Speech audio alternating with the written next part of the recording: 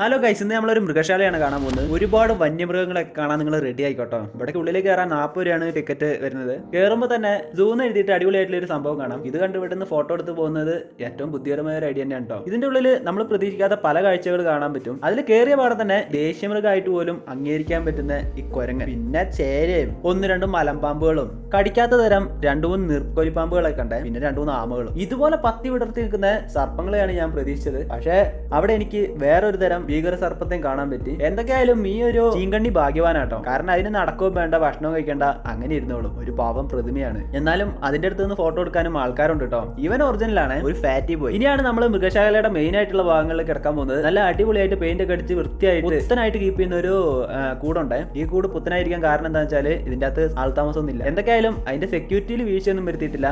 അതിനും കാവലിന് ആളിരിപ്പുണ്ട്. നല്ല കൂടായതുകൊണ്ട് തന്നെ ആരെങ്കിലും കയറി താമസിച്ചാലോ എന്ന് പേടിച്ചിട്ടായിരിക്കും. താഴെ കണ്ടില്ലേ, ഈ കൂട്ടിന്റെ അകത്ത് ഒരു മയിലുണ്ട് കേട്ടോ. പക്ഷെ എവിടെയാന്നുള്ളത് കറക്റ്റ് ആയിട്ട് മനസ്സിലാവുന്നില്ല. മയിലിനെ കാണാൻ വേണ്ടിയാണ് എല്ലാവരും തന്നെ കാത്തുക്കുന്നത്. മയിലിനെ കാണാത്ത ഒരുപാട് വിദേശികളും സ്വദേശികളും വന്ന് മയിലിനെ തപ്പുന്നുണ്ടായിരുന്നു. പക്ഷെ ഇതുവരെ കിട്ടിയിട്ടില്ല കേട്ടോ. നമ്മുടെ നാട്ടുമുറങ്ങളിൽ കോമൺ ആയിട്ട് കണ്ടുവരുന്ന ഒരു പ്രത്യേക മൃഗത്തിനെയാണ് ഇപ്പൊ ഞാൻ കാണിക്കാൻ പോകുന്നത്. ഞാനൊന്ന് മൈൻഡ് ചെയ്തെങ്കിലും ഇവൻ എന്നെ മൈൻഡ് ചെയ്തില്ല. അതുകൊണ്ട് തന്നെ അടുത്ത കാടും തേടി ഞാൻ പോവാന്ന് വിചാരിച്ച്. ഈ കൂടുകളൊക്കെ കാലിയാണ് കേട്ടോ. ഇവിടെ ഒന്നും ആരുമില്ല. പുറം മകൾക്ക് ഒരേമാതിരി തന്നെയാണ്. വെറുതെ ബോർഡ് മാത്രം ഇട്ടിട്ടുണ്ട് എന്തൊക്കെയുണ്ടെന്ന്. എല്ലാവരും തന്നെ ബൈനോക്കുലറൊക്കെ വെച്ച് തപ്പുന്നുണ്ടെങ്കിലും ഒരു സാധനത്തിനെ അവിടെ കാണാനില്ല. തിരിച്ചു വന്നപ്പോൾ എന്തായാലും ആ മൃഗത്തിനെ ഒന്നോടെ കാണാന്ന് വിചാരിച്ച് ഞാൻ പോയിട്ട് മലയാളത്തിലും തമിഴിലും ഇച്ചിരി അറിയാവുന്ന ഹിന്ദിയിലും വർത്താനം പറഞ്ഞു നോക്കി. ആള് മൈൻഡ് ചെയ്യുന്നില്ല. ആകമത്തുള്ള ഒറ്റ മൃഗമായതുകൊണ്ടായിരിക്കും ചെറിയൊരു ജാടയാണ്. ഏതായാലും ഇതിന്റെ അപ്പുറത്തേക്ക് വേറെ എന്തൊക്കെ വലിയ വലിയ സംഭവം ഉണ്ടെന്ന് വിചാരിച്ച് പോകുമ്പോഴാണ് ഒരുപാട് കാണാത്ത തരം മൃഗങ്ങളൊക്കെ ഞാൻ നേരിട്ട് കണ്ട്. അപ്പൊ അങ്ങനെ പോകുമ്പോഴാണ് ലൈഫിൽ ആദ്യമായിട്ട് ഞാൻ ഈ കരടീനെ കാണുന്നത്. എന്തൊക്കെ എണ്ണിപ്പെറുക്കി തിന്നാൻ ശ്രമിച്ച് നടക്കുന്നുണ്ട് ആള്. അപ്പിട്ടിട്ട് മര്യാദയ്ക്ക് കഴുകിയിട്ടില്ല. അതിവിടെ കഴുകി കൊടുക്കാനും ആളില്ല. എന്തൊക്കെയായാലും ഇവനെ തനിച്ചാട്ട് ഇട്ടിരിക്കുന്നത്. കൂടെ ഒരു ജോഡിനെങ്കിലും ഇട്ട് കൊടുക്കായിരുന്നു ഇവർക്ക്. പിന്നെ അവരെയും പറഞ്ഞിട്ട് കാര്യമില്ല. ചെറിയൊരു വരുമാനത്തിൽ ഓടിക്കൊണ്ടിരിക്കുന്ന സുഖ. തൊട്ടടുത്ത കൂട്ടില് ഒരുപാട് മാനിനെ കണ്ടു. മാനിന്റെ കൂടിലോട്ട് ഇച്ചിരി പുല്ലുമില്ല.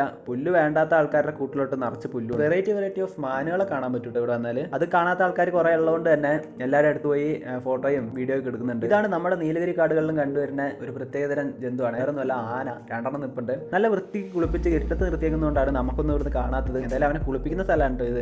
ഇനിയാണ് നമ്മൾ കാടിന്റെ രാജാവിനെ നമ്മൾ കാണാൻ പോകുന്നത്. കാണുമെന്നറിയില്ല, സൂം ചെയ്യുന്നുണ്ട്. അവിടെ നിന്ന് എന്തൊക്കെയോ ഒരു ഒച്ചിട്ടും ഇവിടുന്ന് പിള്ളേരും എന്തൊക്കെയോ ഒരു ഒച്ചിട്ടും അവസാനം ഞാനും ഒരു ഒച്ചിട്ടും തിരിച്ച് റിപ്ലൈ ഒന്നും വരാത്തതുകൊണ്ട് ഞാൻ അവിടെ നിന്ന് പോകുന്നത്. തിരിച്ചു വരുന്ന വഴിക്കാണ് ഈ ഒരു പ്രത്യേകതരായിട്ടുള്ള ഈ ബോർഡ് കണ്ടത്. ബോർഡൊക്കെ ഇത് കഴിഞ്ഞ് അങ്ങോട്ട് പോരുത്. പിന്നെ ഇതിനാണ് ഉള്ളിൽ ഇരിക്കാനുള്ള ചെയറുണ്ടാക്കി വെച്ചിരിക്കുന്നത്. ഇനിയിപ്പോൾ അത് കുരങ്ങന്മാർക്കോ മൃഗങ്ങൾക്കോ ആയിരിക്കും അടുത്ത ട്വിസ്റ്റ്. ഏതായാലും തമിഴിൽ നിന്നും മലയാളികളുമായിട്ട് ഒരുപാട് പേരുണ്ട് കേട്ടോ. പിന്നെ I M so shy person ആയതുകൊണ്ട് മാത്രം ഞാൻ ആരുടെ അധികം മിണ്ടാൻ പോയില്ല. തിരിച്ചും ഞാൻ എൻട്രൻസ് പോയിന്റിൽ തന്നെ എത്തി. ഇപ്പോൾ ഞാൻ പറയുന്ന ഒന്ന് തന്നെയാണ്, ഇവിടെ നിന്ന് തന്നെ നിങ്ങൾക്ക് ഫോട്ടോ എടുത്തിട്ട് തിരിച്ചു പോകണമെങ്കിലും പോവാട്ടോ. സൂലേക്ക് പോയി എന്നുള്ളതിന് എവിഡൻസ് ഇവിടെ തന്നെ. പിന്നെ അകത്തേക്ക് പോയിട്ട് നിങ്ങൾ പ്രതീക്ഷിച്ച സാധനങ്ങളൊന്നും കാണുമില്ല. മറ്റേ ഉള്ള സാധനങ്ങളൊക്കെ നിങ്ങളെ കണ്ട് ഒളിഞ്ഞിരിക്കും.